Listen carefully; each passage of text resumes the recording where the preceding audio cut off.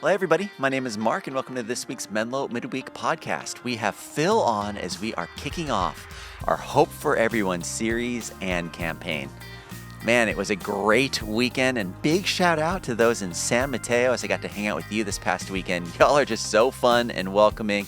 And I am so grateful for everyone that I see on campus with a lanyard on that has said yes to helping serve with Menlo, to help us do the things that we do. We cannot do them without you, whether that's kids and students ministry in person on Sundays, greeting people at the door, or helping out with this team online during the week or on the weekends. We honestly can't do what we do without you. So thank you, thank you, thank you. We cannot do what we do without you and your help. And we have a ton to cover in this episode about Hope for Everyone. So let's go ahead and jump in now. Welcome, everybody, to the Menlo Midweek podcast. My name is Mark. And I'm Phil. And we kicked it off, Phil. We did it. Yep. Just, the last several months and really year and a half of our lives finally unveiled. Mm-hmm. So here we are. What did you have more anxiety and pressure around, kicking off this or dropping your kids off today and battling school traffic? Yeah. There's some similarities. Yeah. My daughter goes to school in Sunnyvale, so that is like a every day and I'm like the worst human at this because I'm just like the whole time thinking this was all engineered so poorly. Yeah. And so then I'm thinking like, well, what if we did this with this road, and how could this highway work here? And I'm coming back to our Menlo Park offices, and so there's no real good way to get from 101. Sure. So I have much more hope in the Hope for Everyone campaign than I do the commute to and from Sunnyvale. That's awesome. Yeah. I have a lot of hope in both of those, hopefully, but more so with the first. But. Yep. So, Phil, we are in week one. We just kicked it off. What led up to this? Were there conversations prior to this that had happened? Is everyone in our community hearing about this for the first time? What did that ramp up look like to get us to where we are now? Yeah, for sure. I mean, we talked about this a little bit in the week before this one. So the week that we did kind of the annual church congregational meeting, and then the final week of Storytellers, we talked about this longer process that we had been in, and really Hope for Everyone is an extension of that process. So that process really was about a year and a half ago, and it was multiple phases and trying to look at kind of the artifacts of Menlo and what is the very best that God is calling us to into the future, and how do you make sure, sometimes what can happen over time is you just sort of attach the next strategy to the last strategy, right. The new value to the old values. You don't really get rid of the last statement, but you add a new statement. Mm-hmm. And so being able to say, hey, let's look at all that stuff that currently exists today and hopefully create a coherent, unified direction that we believe God's calling us to. And that was like staff, elders, congregants at every campus, multiple rounds of that. I mean, it was like, it was a supreme amount of prayer and conversation and study where we got to a place we felt like, man, this is really what we believe God's calling us to, not just in kind of who we are and how we frame that, but also where we're headed. And so from that came this, this need for direction over the next 10 years to be communicated and funded. And so there were definitely some areas of what does this look like in kind of phase one.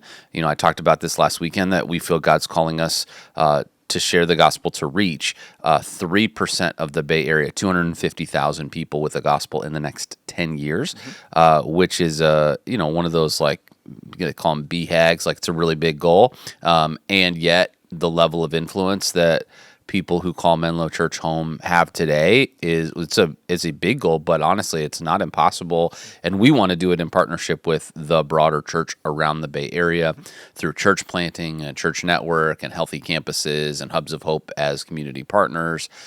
So all that stuff is kind of swimming out there. And so when we decided to do the Hope for Everyone initiative, it really does start with some of your kind of key leaders. For us, that was, our board saying, yeah, this is the direction we believe God's calling us to go. And we've been talking about the likelihood of this for some time. And then it trickles out from there. You have people at Menlo that are, I'll talk about it a little bit this upcoming weekend, but people that are partnership givers who give above and beyond to help generations that maybe they'll never meet this side of heaven. That there's a group of people I'm sitting down with and saying, really, would you pray about this with us? Would you seek the heart of God with us? And would you help us to discern whether or not only is this the right direction, but even specifically the plan itself, how could it be shaped and improved? And so that's kind of the first step that you take. And then you start, it kind of starts to become a little bit of your, your stump speech, if you will. Like for a lot of months, articulating what this is, why we're doing it, what the individual components of it are, all that stuff. I'm having that conversation in smaller rooms with smaller groups of people who are really heavily invested and involved at Menlo to get their feedback and to help make it better. And really, every single one of those, I mean, there are dozens of them, every single one of them makes the next one better. And then after that, we did some vision nights at campuses. So we did 2 vision nights at each campus. And those were probably sort of the most like quote unquote polished version of this, but it was still like multiple rounds of feedback. And here's what we're thinking. What do you think about it? And every one of those informed the next one. So all of that, all the prayer, all the study, all the conversation, all the collaboration that went in from the very beginning of that process to now is what ultimately has informed this series, which is really cool, but also kind of stressful because normally a series like this, I would have written honestly like 3 or 4 months ago. But I wanted to really genuinely incorporate the feedback that people gave. And so it meant that I'm writing these, the shape of the talks are done, but I'm writing the talks themselves each week.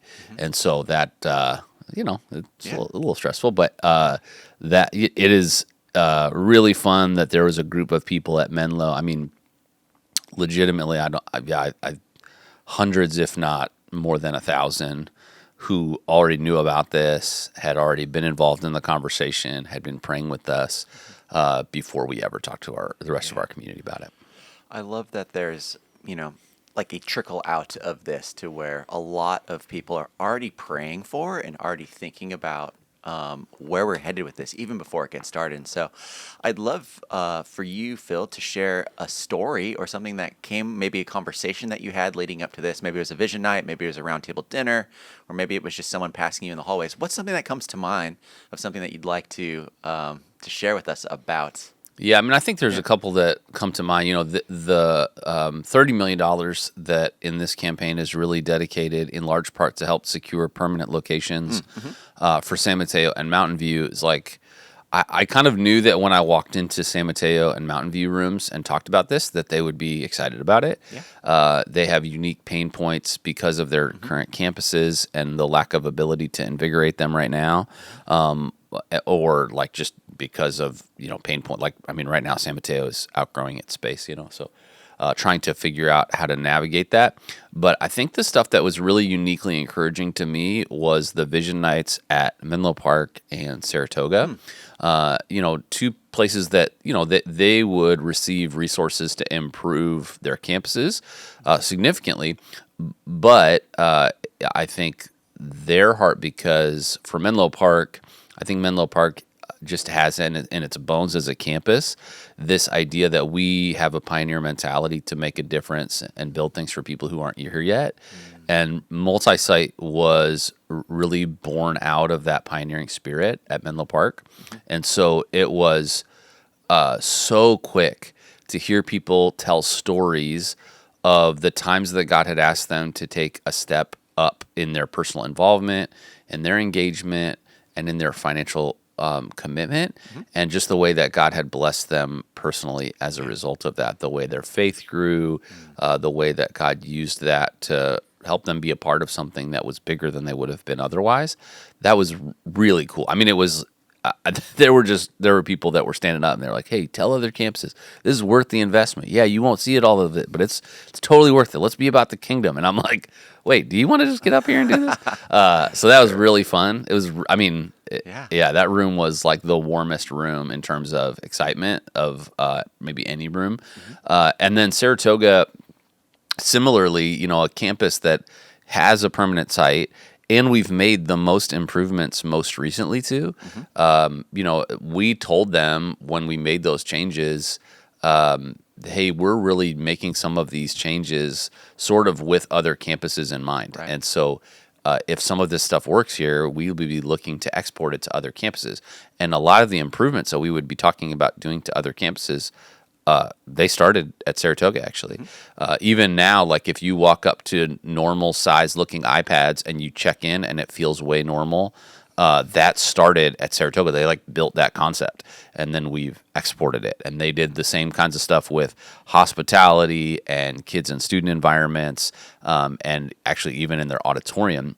And so I think I wasn't totally sure what I would get from that room. But I think for that group of people, there's really two groups. One are the people that were at Saratoga Pres, who include the chair of our board now, Dawn. And I mean, she's amazing and 100% believes in this and has kind of experienced it. And then the other group of people are people who were part of Menlo. Maybe they pioneered to Saratoga, or maybe they've just come along the way. Some of them came from the San Jose campus when we merged those campuses. But I think everybody is just kind of like, hey, forward direction, let's go. And there was one lady who I thought I had her name for a second. I cannot remember her name. But very, very sweet lady. And she said, hey, anytime that I hear kids like making noise in service or like crying in service, I always like go to the parent afterwards. And these are new rooms to me, oftentimes new people, and I'm like, uh-oh, and she's like, I just tell people like, please don't feel bad about your child crying. We prayed for this. And she's saying like, there was a time when they didn't have any babies, they didn't have any noise from kids, and they were praying that noise would come. And so she's like, now, instead of viewing it as an inconvenience, she hears it as an answer to prayer. And I was like, okay, let's go, So I think those were some really hopeful conversations for me to see that God is sparking in people's life, not just how do I make my experience of church more comfortable or convenient, but how do I remember that we have a call as a church, that there's a mission. The reason that we're here is because people have been committed to the mission of Jesus, which, every church is going to use different language, but committed to the mission of Jesus, of really being a place and a people that bring hope. They've been doing that for thousands of years. It's the only reason that we're still here. And so I think my hope is that this is a reinvigoration of that for our community, and the early returns have been really encouraging. The thing we joked around about, because it was just shout out to our elders, Carol Carnevale, who's our clerk of session, Jennifer Blatnick, who now is a resting elder, although she's not doing much resting, but she just rolled off of our board, was the chair of session. Dawn was involved in tons of those. We had lots of elders that rolled up their sleeves and helped a bunch. Lorraine, my assistant, they were, Herculean in their work that they did to make all this stuff happen. And it was a lot of work, but I think that, honestly, even if the $80 million wasn't a part of this conversation, the work would be worth it, because I think we have just needed to have a rallying point to say, where is God calling us? What is the strategy that's going to help us get there? Let's stack hands in the middle and say, do we believe God's calling us to do this? And let's go. So, I have a few more gray hairs now than I did probably in June, but very, very thankful for where the Lord's taken us. Yeah. How did those conversations that you had leading up to this affect the message from last weekend? And if someone was to have missed that message, what are things that you'd want them to take away so that they can get up to speed about where we're headed and where we were this last weekend? Yeah, I think really it's hard because I wrote the message. If you look at my office right now, every window in my office has just 1,000 Post-its on it. This is something I've never seen you do I before, know, yeah, too. yeah, yeah. And every Yeah. one of those Post-its is like points of feedback that we received somewhere along the way. And so each window represents a different week in the series. And so before I started writing the entire series, I was like taking feedback into the plan. I already had biblical text that I was going to teach. And then I was just kind of trying to discern, all right, where does this feedback go? Where does this need to sit? Is this one getting touched on multiple weeks? Does this just hit this week? And so, yeah, I mean, it was literally at the like substructure level of the talk. There's not a part of these talks that it's not like I've written a talk and then I'm going, well, how do I go back and incorporate a little bit of feedback? No, no, no. Like it's foundational. Like every component of the talk is being built based on the feedback. I think that the thing that's hard when you're in the middle of a process is it's really easy to sort of assume everybody's been with you the whole time. And I think sometimes the feedback that we received was, hey, not all of us have been with you in all of it. And actually, there's a whole bunch of people who weren't with you at all. And so we need to underscore, how did we get here? That this was a prayerful and collaborative process, that this wasn't just like something that one or a couple people went into a room, came up with overnight, and then came out of and asked for a bunch of money about. And so I think not just even the first week of this series, but the last week of the previous series, I think a lot of that was about trying to help people see the process that the Lord has had us on for the last year and a half to get to where we are. And then I think also really trying to make sure that people understand and emphasize, I talked about this idea of what does it look like for people to pray, and kind of articulated what does it even mean for you to, what are you praying about? And said for some of us, the thing we need to pray about is kind of for God to shake us out of our own complacency. That ultimately this idea of like, well, 250,000 people, I mean, that's just crazy. But to remember that God's not willing that any would perish, but that all would come to know him. I said, I think God looks at us and goes, 3% is a pretty good start, and being able to say, God, would you break my heart for what breaks yours? And would you expand my vision for what you can do? And that we're in one of the last places in America without a documented revival in our history. And what if over the next 10 years, God did that? And it wasn't that I got credit or you got credit or even Menlo got credit, but that God got credit, and that the church, capital C, all around the Bay Area got to lock arms and help support and work on this together. And we used 150 years of God's faithfulness at Menlo as a springboard to see that movement expand. And so just talked about, what does it mean to pray about that? And then I said, serving is not a new thing at Menlo, but one of the things about the Hope for Everyone initiative is that everything we do, all the things that we focus on, all the ministry that we execute, everything that we do over the next 3 years will be a part of the Hope for Everyone initiative. And it doesn't just happen by us spectating. And there's a pretty easy trend to see, not just at Menlo, but in church in general, that we have grown at a pretty exponential rate over the course of the last year. But for people, whether they're coming for the first time or they're coming out of COVID, it's pretty easy to spot that people will come as spectators for quite a while before they become participators. And really challenging people through the Hope for Everyone initiative to say, man, pray and actually serve. Like, roll up your sleeves and get involved. There are lots of places to serve. We talk about it all the time, right? We're not a place that's like, hey, you better hand out a bulletin. That's what you should do. We don't even hand those out. But whether that's serving on a greeting team or serving in hospitality, helping make sure that campuses are ready and that there are willing and ready people, or if you have musical ability or technical ability, you want to be involved in production on the weekend, you want to be involved in creative during the week. One of my favorite stories in ministry was during COVID. I led an online Bible study, and there's a guy, shout out to Ron, who was retired, met Jesus in our online Bible study, and was a retired accountant, and eventually became basically a volunteer who would come in 3 days a week and help our finance team. Like you would have thought he was on our staff. It was crazy.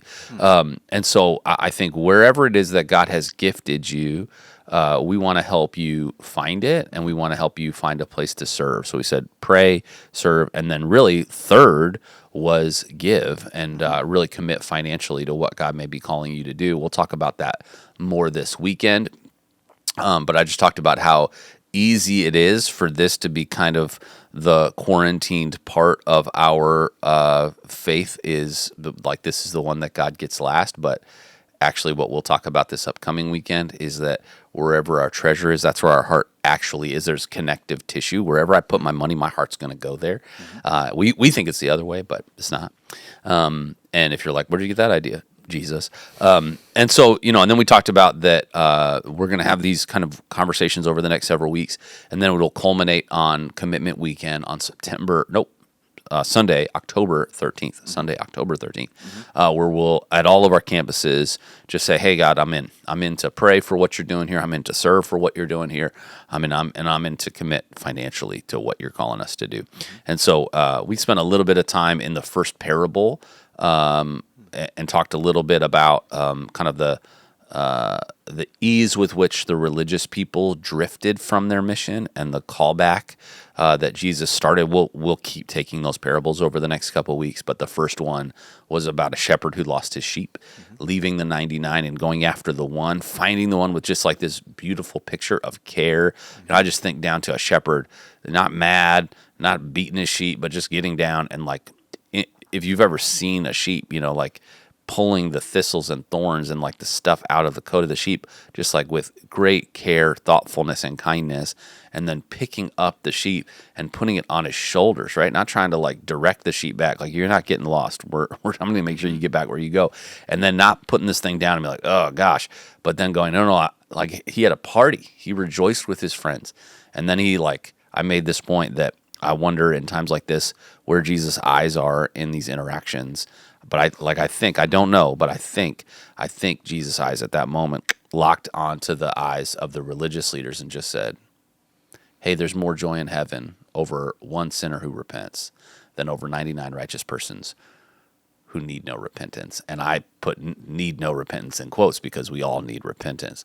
And it was this shot. And, I'm sure that they thought like, okay, glad we got that one out of the way. And this week he's going to do it again. And next week he's going to do it again. Jesus just kept going. So hopefully it was a way to set the frame for the whole series, why we're doing it, where we're headed, and how you can be involved. Yeah. And why now, Phil? We have a 150-year legacy. Why not 175? Why not 200? What is it about year 150-ish, 151? Yeah, I think that, every season that we're in, it's, I've heard the line, we will often overestimate what we can do in a year, and we'll underestimate what we can do in a decade. And I think that it's momentum is a weird thing. It's hard to always capture, and I think what we often want to do is we want to go like, hey, well, things are kind of growing and we see good things happening. Let's just kind of run the play, and then when that starts to slow down, then let's do whatever it is we're talking about. But the very best organizations and the very best churches represent movements that identify we're not going to wait till we're plateaued and declining. Plateaued and declining is like trying to turn a car without any power steering. You want to be able to cast new vision and aim at it while you're still on the growth track. And so that's what we believe God's calling us to do right now. And there will be challenges and changes that will come with it. I think that a lot of the growth we've experienced has just come through stability over the course of the last couple of years, which we're so thankful for, and as the result of lots of people rolling up their sleeves and really investing and getting involved in this place. But we've been building this sort of at the same time, which that's the unique part, right? Like most of the time when you're building a plane, when it's in the air, the plane is losing altitude. It's a different thing to be increasing altitude and putting different parts on the plane. But God's been really kind to us in that work, and I believe that he will continue to be. Yeah. Wow. So, I'm excited. Thanks, man. Me too. Yeah. What are you hoping for the people that are committing to be here for the next 3 weeks? What are you hoping for in their hearts? What are you hoping for in their minds? Why did you call out for this ask of, hey, we really need to be together as a church for the next 4 weeks?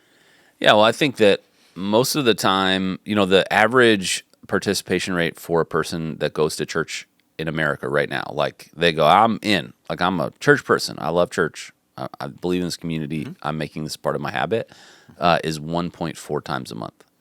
And so it's pretty hard, like our sort of polity, the way that our church service works. Typically, like this last weekend, we had a longer video explaining the campaign, and if you did miss that, you can go find it at menlo.church/hope. But as we talked about this, my talk this last week was 29 minutes. My talk this upcoming week will be 32 minutes. And if you're like, how do you know that? Because those boundaries are set based on the rest. We're doing 3 services across campuses and stuff. So I think that if you go, hey, is God really moving in someone's heart? Can God really move in 29 minutes? I just think God wants to do more. And so if you heard us talk about it even this last weekend, we talked about, hey, how do you have this conversation in your life group, right? Like, what does this look like for you to pray? The other 167 hours of your week, like, God's not saying just put a pin in this, and if you can make it again, come back again. I think that we live in an age of distraction. There's an old preacher line that if the devil can't make you bad, he'll make you busy. And I think that for a lot of us, you're not like leaving church and doing some awful thing. You're just leaving church and you're doing 1,000 things.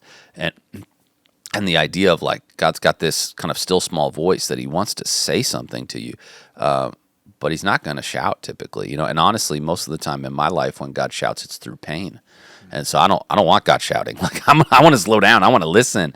I want to hear what he has to say. And so to be able to have those rhythms, to be able to do that over the next month, and to be able to slow down and process what it is God may be saying to you.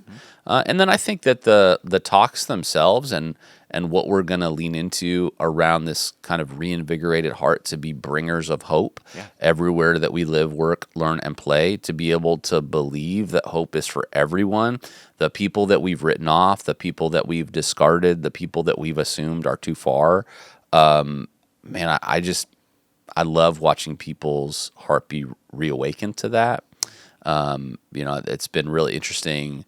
I lead a group of leaders in the space of AI every week, and it's kind of like it's like a unique cohort just for them, and it's a pretty high commitment. And we're kind of working through some curriculum together, and it's been really fun to watch them start to think about, hey, this place of my life that faith was always kind of a back burner. How do I appropriately lead with my faith? And understanding that I'm a Jesus follower even at this company or that company or whatever.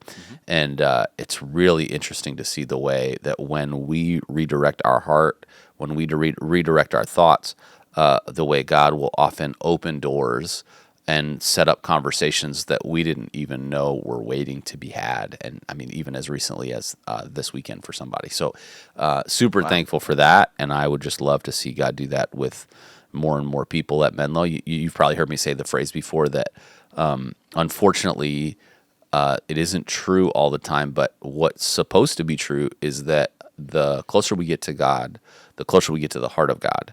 And the closer we get to the heart of God, the more our heart breaks for what breaks God's heart. And what breaks God's heart is the condition of the Bay Area. What breaks God's heart is that we're one of the least churched areas in the country.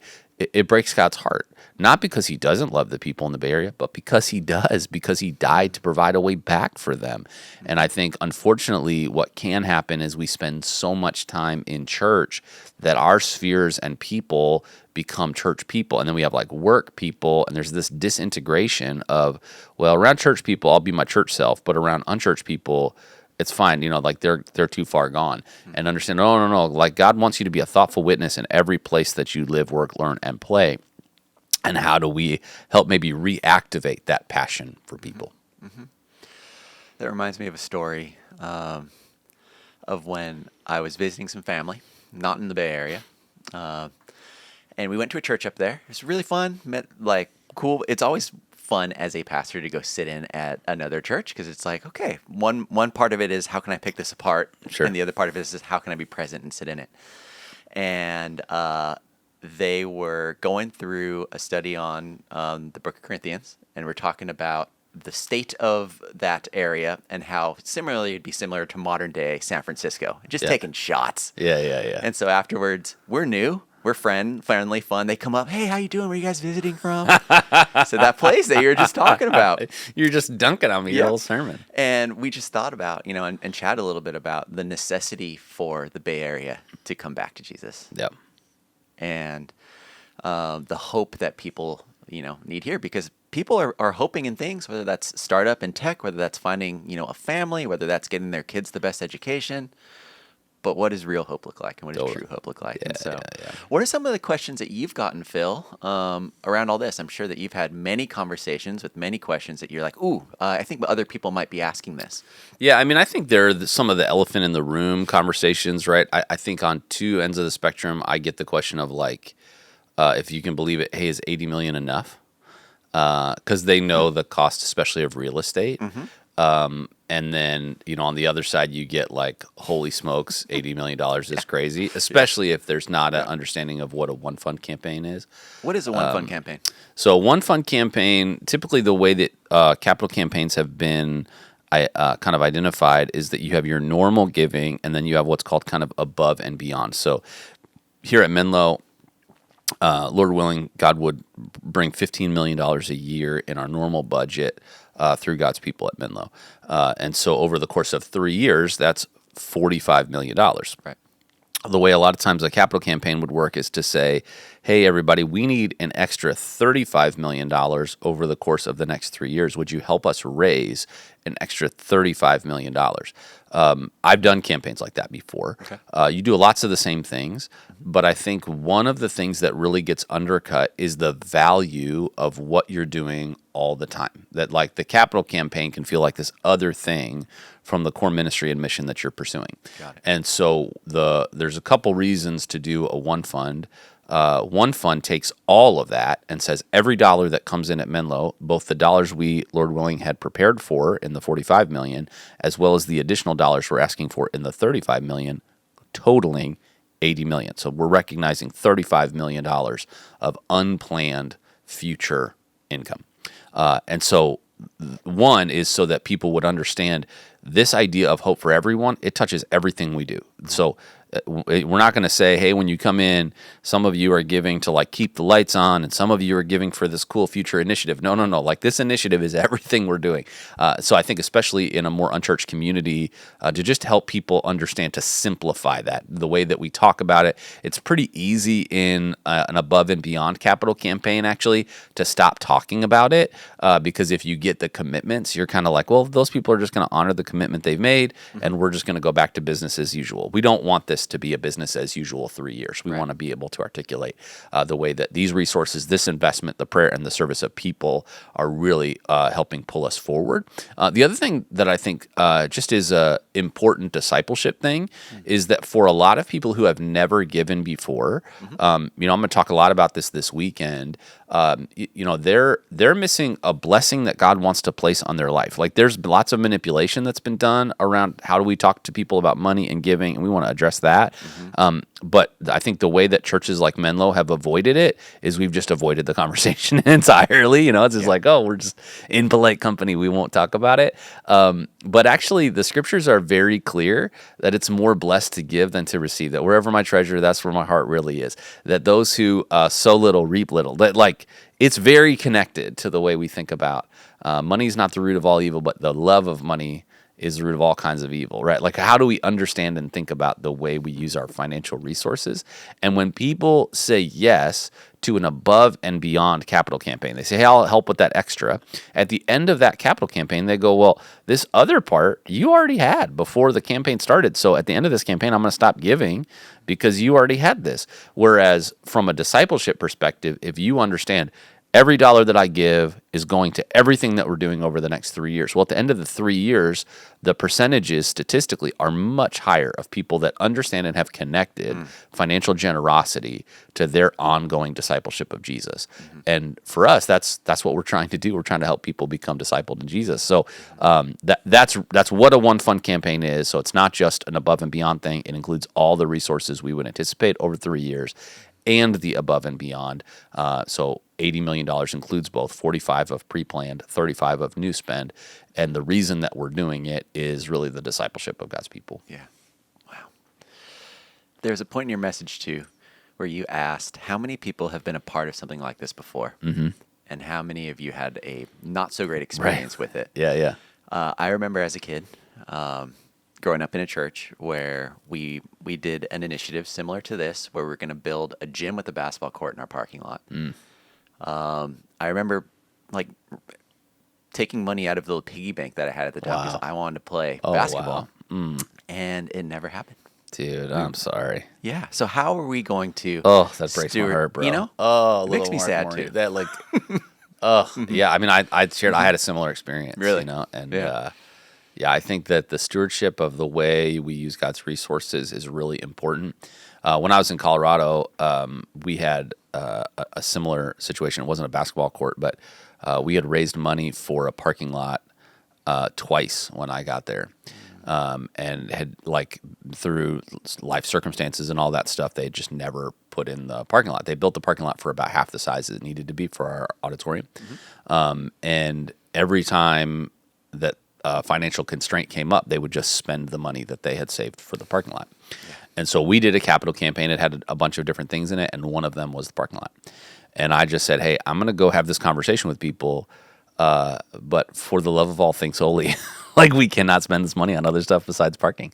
And so we put it in like a self-restricted fund and said, this is what this is going to go for.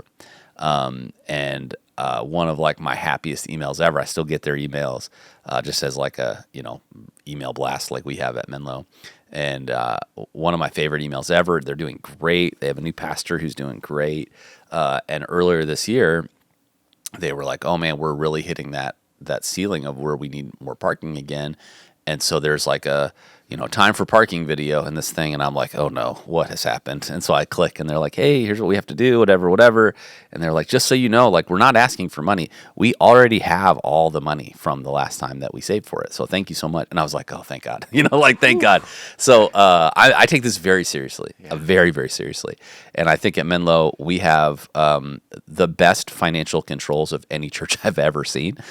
So we have, whether that's a staff team that takes this very seriously, shout out to Elaine and Di and Peter, who are amazing.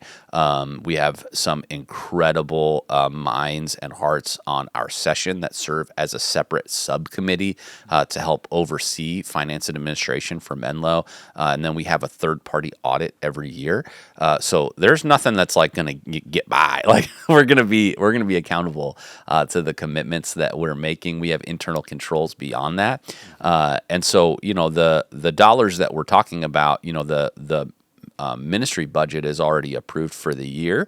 And so, what does that look like in terms of our normal spend? What does that look like in terms of For the Bay and Beyond partnerships and initiatives?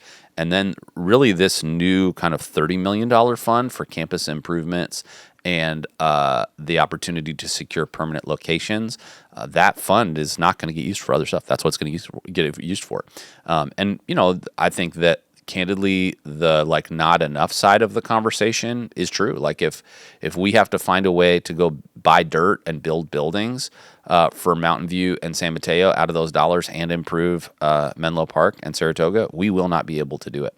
And so I would say one of the things I would love for you to pray for if you call Menlo home, or even if you don't, is just pray for the heart of heaven to open up the hearts of people to be able to provide opportunities. So, if you don't know the story of our Saratoga campus, that was Saratoga Pres. And basically, I mean, my goodness, Tony and Margaret, incredible, just stalwarts of that campus. They said, hey, this is, like we're not going to just march into irrelevancy. We're not going to give up this campus to from the kingdom. And so that's why it happened. And we were actually given that campus and then have been able to invest in it. That would be amazing. But I think even if there's just, this is sort of, we're using seed money as the language, like this is our seed money to be able to secure permanent locations for those two campuses.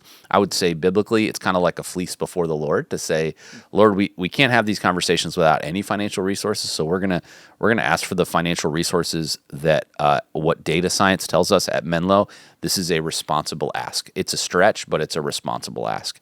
And then with those dollars, whether we're able to immediately go and find the right situation for both of those campuses, current locations or others, or we take on one, do that, and then have another conversation. We just don't know because of what real estate market looks like.